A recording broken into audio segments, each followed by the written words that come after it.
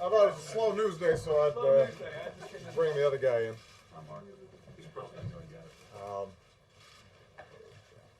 Obviously, there's a big debate going on about taxes and about the need to grow the economy and to create jobs. Just about every day this week, I've been making an argument as to why the agreement that we've struck to provide billions of dollars in payroll tax cuts that can immediately help rejuvenate the economy, as well as tax cuts for middle-class families, unemployment insurance for folks who desperately need it, credits for college, credits for child tax credits, as well as a range of business investment credits are so important to make sure that we keep this recovery moving. I just had a terrific meeting with the former president, President Bill Clinton, and we just happened to have this as a topic of conversation. And I thought, given the fact that he presided over as good an economy as we've seen in our lifetimes, that it might be useful for him to share some of his thoughts. I'm going to let him speak very briefly, and then I've actually got to go over and do just one more Christmas party. So he may decide he wants to take some questions, but I want to make sure that you guys heard from him directly. Thank you. Thank you. Thank you very much, Mr. President. First of all, I feel awkward being here, and now you're going to leave me all by myself. Let me just say a couple of things. First of all, I still spend about an hour a day trying to study this economy. And I'm not running for anything, and I don't have a political agenda. I tried to figure out what to do. I have reviewed this agreement that the President reached with the Republican leaders. And I want to make full disclosure. You know, I make quite a bit of money now, so the position that the Republicans have urged will personally benefit me. And on its own, I wouldn't support it, because I don't think that my tax cut is the most economically efficient way to get the economy going again. But I don't want to be in the dark about the fact that I will receive the continuation of the tax rates. However, the agreement taken as a whole is, I believe, the best bipartisan agreement we can reach to help the largest number of Americans and to maximize the chances that the economic recovery will accelerate and create more jobs, and to minimize the chances that it will slip back, which is what has happened in other financial collapses, like that's what Japan faced, and something that we have to avoid in America. Why do I say that? First of all, because clearly the extension of unemployment, which gives people a percentage of the income they were previously making, that money will be spent, and it will bolster the economy through the next couple of years. Secondly, the conversion of the Make Work Pay tax credit, which the President passed before, which went to 95% of the American people, converting that into a $120 billion one-year payroll tax relief act is, according to all the economic analysis, the single most effective tax cut you can do to support economic activity. This will actually create a fair number of jobs. I expect it to lower the unemployment rate and keep us going. Thirdly, one thing I haven't seen much about in the reports, this agreement will really help America over the long term because it continues the credits for manufacturing jobs related to energy coming in to America. And I'll remind you, just in the last 2 years, there have been 30 high-powered battery factories either opened or presently being built in America, taking us from 2 to 20% of the world's share of that, and we're going to probably be at 40% by 2014. This is a really important thing, bringing manufacturing back to America, because it's a huge multiplier to create new jobs.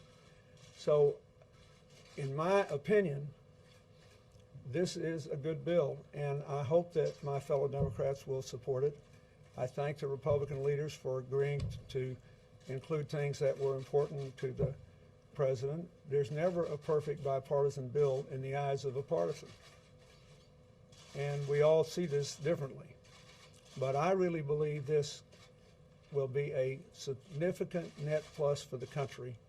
I also think that in general, a lot of people are heaving a sigh of relief that there's finally been some agreement on something, but don't minimize the impact of the unemployment relief for working families, of the payroll tax relief, and of the continuation of the incentives to grow jobs, which will trigger more credit coming out of the banks. Keep in mind, ultimately the long-term answer here is to get the $2 trillion, which banks now have in cash reserves, uncommitted loans, out there in the economy again. The $1.8 trillion in corporate treasuries not now being invested out there in the economy again. I think this is a net plus. And you know how I feel. I think the people that benefit most should pay most. That's always been my position. Not for class warfare reasons, for reasons of fairness in rebuilding the middle class in America. But we have the distribution of authority we have now in the Congress, and one we're going to have in January. And I think this is a much, much better agreement than would be reached were we to wait until January. And I think it will have a much more positive impact on the economy. So for whatever it's worth, that's what I think. That's worth a lot. I would like to say one other thing on another subject, just to be recorded on record. They don't need my support on this because we have some good Republican support, including the first President Bush. I think this START agreement is very important to the future of our national security. And it is not a radical agreement. Boris Yeltsin and I agreed in principle on this same reduction, and there was no way in the wide world he could get it through the Russian Duma that existed at the time in his second term. So we didn't proceed because it couldn't be ratified there. I'm not sure the Senate would have ratified it then, but I think they will now with enough encouragement. But the cooperation that we will get from the Russians and the signal that will be sent to the world on non-proliferation, when all these other things are going on which threaten to increase nuclear proliferation, is very important. One of the things you know is that when people fool with these weapons, they're expensive to build, expensive to maintain, and expensive to secure the material that goes into making the weapons. This is something that is profoundly important. This ought to be way beyond party. They've worked very hard. They've worked out, in my opinion, the details, and I hope it will be ratified. Yes. First of all, a lot of Democrats on Capitol Hill say this is a bad deal, that President Obama could have gotten more.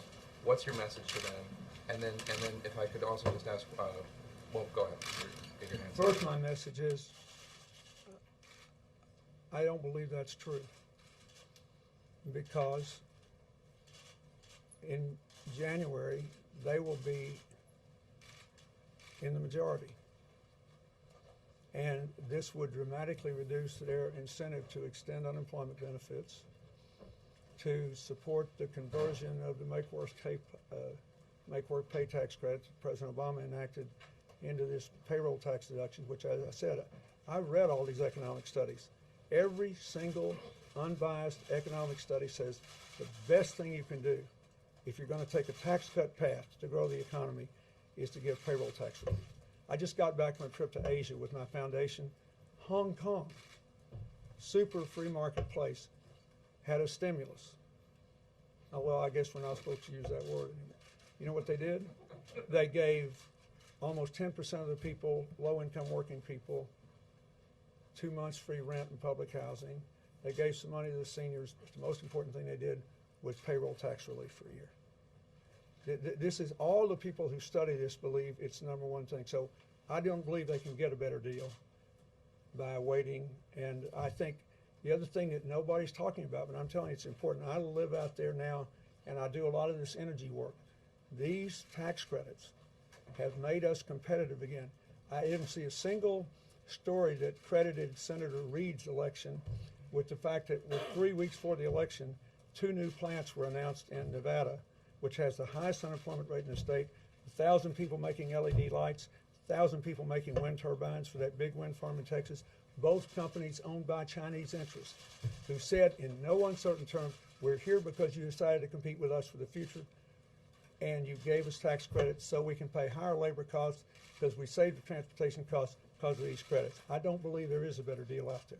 And then just a follow-up, you mentioned the Republican Congress taking office in January. What was your advice to President Obama today about how to deal with the Congress from the opposition party? I have a general rule, which is that if whatever he asks me about my advice and whatever I say should become public only if he decides to make it public. He can say whatever he wants, but What do you think? Here's what I'll say is I've been keeping the First Lady waiting for about half an hour, so I'm going to take off. But I don't want to make her mad. Please go. you're in good hands, and Gibbs will call last question. Yeah, help Thank me. you. Thank you. Yeah, go ahead. Mr. President, is there anything else that can be done, in your opinion, to loosen up the private credit markets that have been so tight? I mean, if people can't get their hands on capital, how can they be the entrepreneurs that they want to be? And this is something that the Republicans have fought all along. What's the next step? Well, first of all, let me just run through the numbers again. We're not talking about high-risk stuff. That's what the financial regulation bill tries to stop and charges the federal regulators with. Even if the Wall Street banks we all know they have to be able to have more leverage than the traditional community banks 10 to 1 up in the Dakotas or Arkansas or any place else. But let's start with the community banks. If they loan money conservatively, they can loan $10 for every dollar they have in the bank. If they have $2 trillion uncommitted to loans, even though some of them may have a few mortgage issues unresolved, most of that mortgage debt has been offloaded to Fannie Mae or Freddie Mac or has vanished into cybersphere with those securitized subprimes, those securitized subprimes mortgages. I don't like the securities, but they happen. So what I believe is going on is, first of all, the business community has not come forward as aggressively as the small business community. And this bill did preserve all those small business incentives that were enacted by the Congress in the previous 2 years. There are like 16 different measures, that give incentives for small businesses to take loans and loan guarantees and that kind of thing. It appears to me that the community banks, at least, are somewhat uncertain about how the financial reform bill, which I supported, applies to them and what the costs of compliance might be. You remember, the two big things that bill did was to require the federal regulators to monitor every month the big banks that caused the meltdown and to require them to set aside more capital. And then it set up an orderly bankruptcy mechanism and banned future bailouts. It said, that bill actually says, if this happens again, the shareholders and the executives have to eat it. But there's a whole lot of other things in credit cards and other matters that deal with it. I think it is really, really important just to do an aggressive 100% information drench. I mean, I would go so far as to do it bank by bank by bank by bank so that everybody knows exactly what they have to do, exactly what it costs, and how quickly this can all be resolved.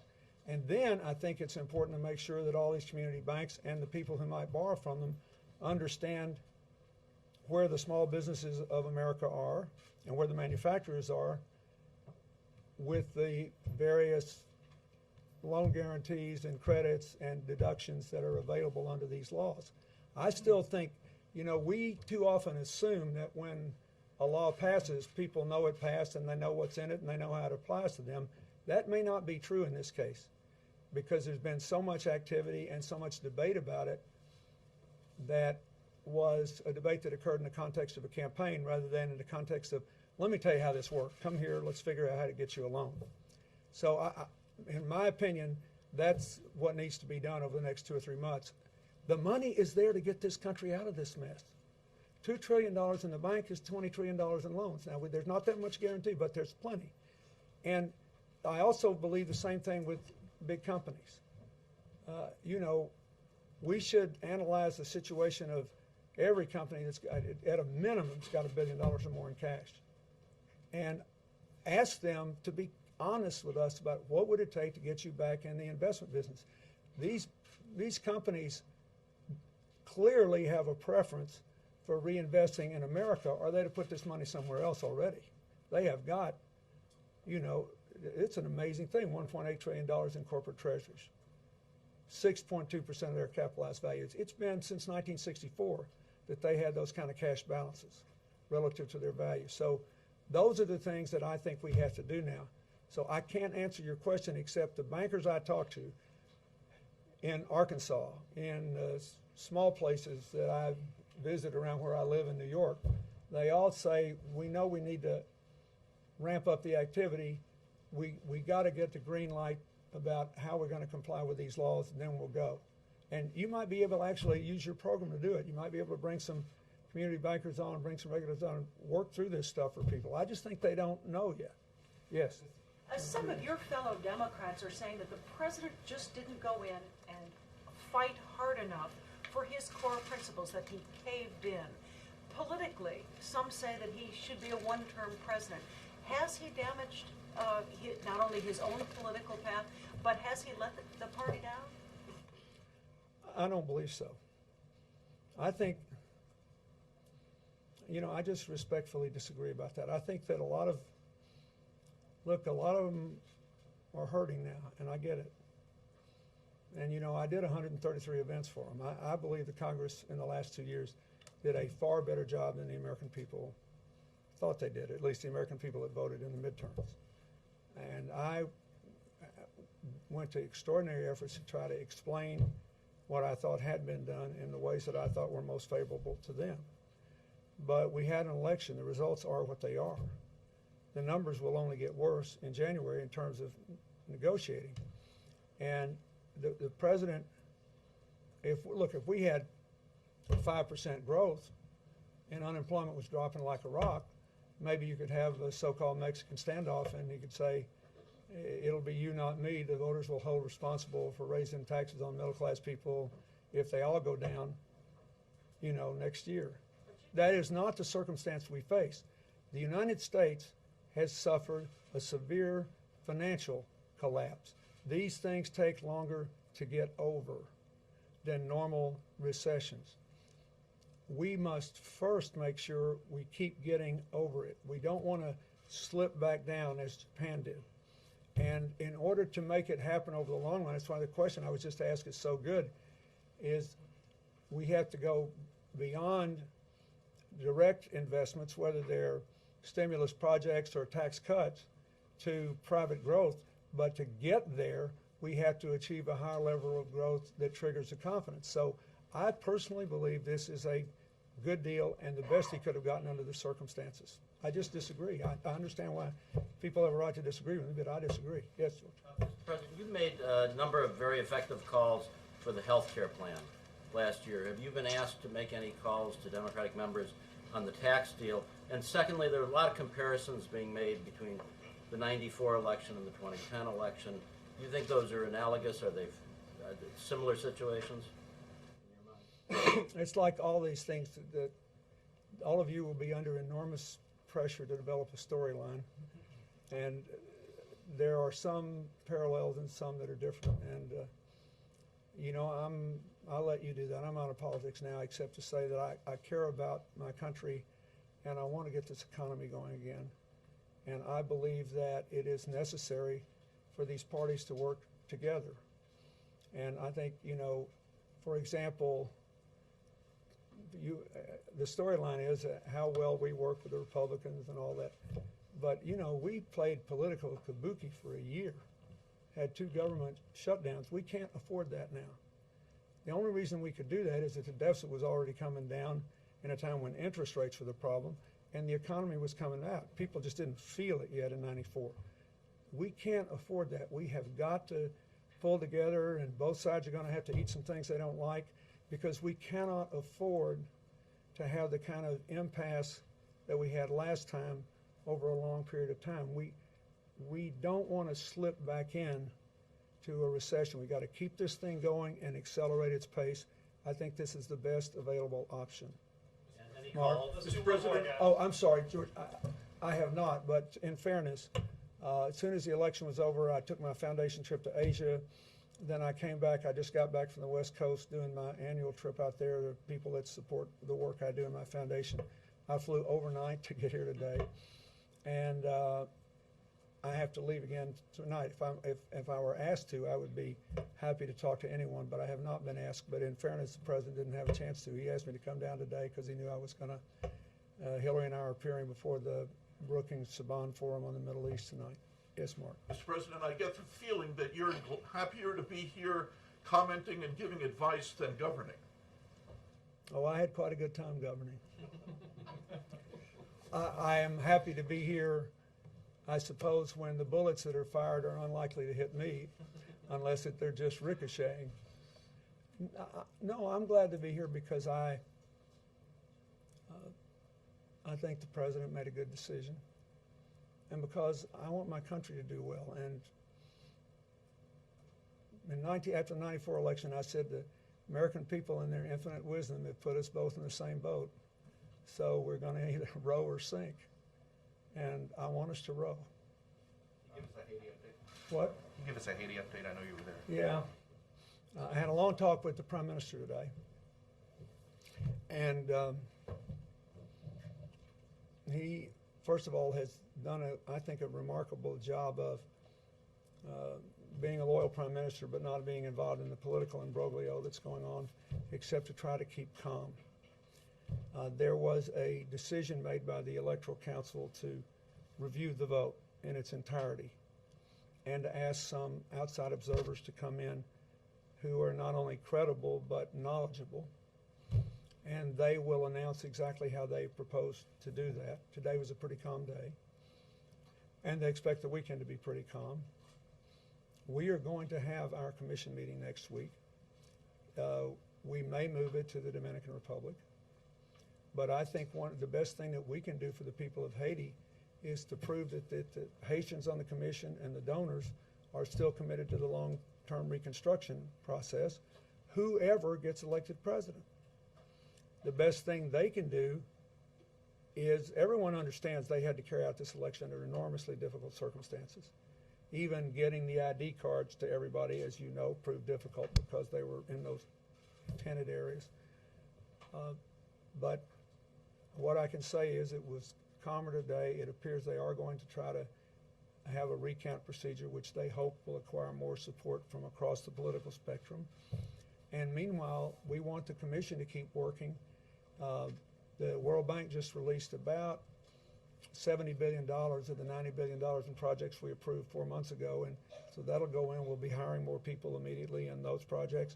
And we're going to approve a lot more projects on the 14th, and that's my focus now. Yes? Mr. President, I have to ask, do you think your appearance here today will help sway votes where they're needed most right now among House Democrats? Because, and the reason I ask you that is because a lot of them are sort of antsy, and I know you never used the term back in your first term, but they're antsy about the precedent of triangulation. They're still smarting over that. And your appearance here today might not necessarily push them in the direction that the president wants them to be pushed. But I would like to, I told President Obama, and I'll tell you, you ought to go back and read a lecture that Franklin Roosevelt gave in 1926, before he was the vice presidential nominee, before he came down with polio, to his old alma mater at Choate, in which he discussed the dilemma of the progressive movement in American politics. I have an enormous amount of respect for the Democrats in the House, and I've already told you I regret that so many of them lost. I think some of our best people lost, and I get where they're coming from. I can only tell you that my economic analysis is that given all the alternatives that I can imagine actually becoming law, this is the best economic result for America. And I think it is an enormous relief for America to think that both parties might vote for something. anything that they could both agree on. And there is no way you can have a compromise without having something in the bill that you don't like. So I don't know if I can influence anybody. Heck, I couldn't, I'd go some places and the people I campaigned for won. Some places the people I campaigned for lost. I don't know. All I can tell you is what I think. Considering your credibility on the deficit, what do you think about concerns about the short-term deficit and the long-term deficit and where? I'm where our happy country to is address going? that because I don't think that I did a good enough job in this election season, obviously, and I'm not sure we did. The difference between now and when I became president, when we immediately went after the deficit, is quite simple. When I became president, it was after 12 years in which the accumulative debt of the country had risen from $1 to $4 trillion. It was the first period in American history when we had ever run structural deficits of any size. And so we were having to pay too much for money.